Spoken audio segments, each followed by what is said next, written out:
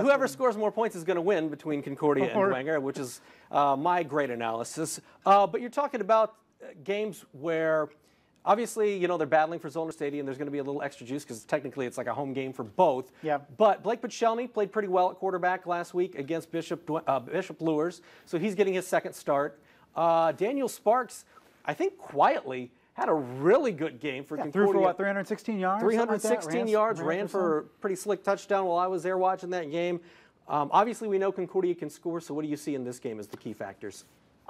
You know, we mentioned Concordia and giving up a lot of points, but that Dwenger offense needs to show me. You mentioned Blake Pichelny, and he did a very good job in the second half, which was kind of, you know, going back to Luers, kind of concerning because Snyder is going to have a much more powerful throwing attack than Dwenger did, and I thought Dwenger did a good job in that second half of moving the ball through the air.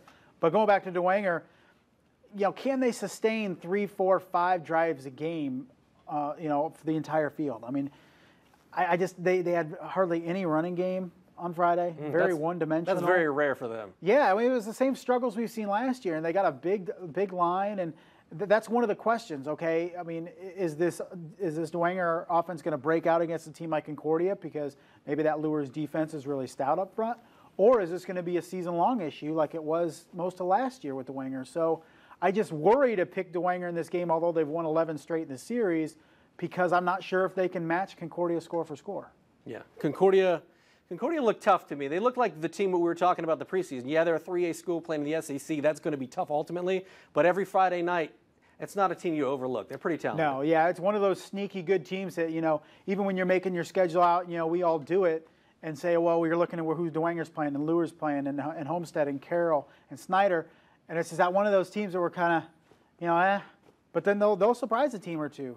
And then they can make a deep run in 3A. They gave up a couple scores early to Homestead, which you can't do against a good team. And then throughout the rest of the game, they played them pretty even. Yeah, that's huge.